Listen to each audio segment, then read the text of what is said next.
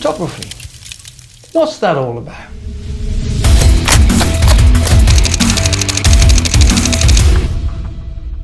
Fundamentally, photography is about your ability to work with light. After all, a camera is just a box. On the outside of the box is a lens which funnels the light.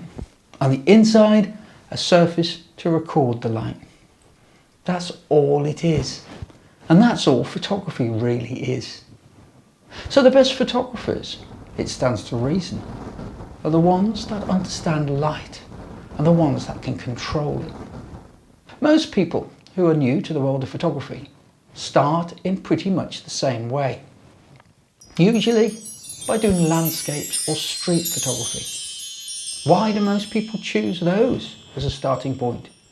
Well, because they don't require you to control the light.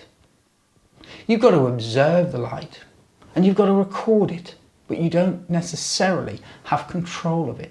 Oh, and that doesn't mean I undervalue landscape photography, quite the opposite. You see, the landscape photographer has got to have the eyes of a hawk. They must observe everything and they must be able to look into the future. They've got to imagine what's about to happen and be ready for that great moment, however fleeting. The great landscape photographer Ansel Adams said, "Sometimes I get to places just when God is ready to have somebody click the shutter." That's interesting, isn't it? He's acknowledging that he doesn't have control of the natural light, but that he does have control of the composition and of the viewpoint. Then he just waits for the perfect light to happen. His skills are skills of observation, of patience, of composition, not to mention geography.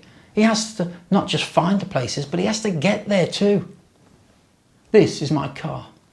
And I have this because I don't like long walks with my kit. So maybe that's why I'm not a landscape photographer. What do I like to photograph? People. I love people. I love meeting people. I love communicating with people. I love to record them in photographs. As Henri Cartier-Bresson noted, the people you meet and photograph stay with you. He said, as time passes by and you look at portraits, the people come back to you like silent echoes. That's beautiful, isn't it?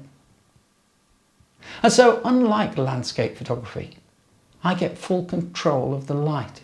I get to manipulate it. I get to mix it. Oh yeah, that's right. Because didn't I say, not all light is equal. Some has fierce intensity, dancing with hard shadows.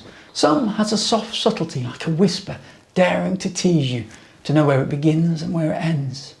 Some light cuts off quickly, and some fades endlessly, slipping into the darkness in a moment of hidden dilution.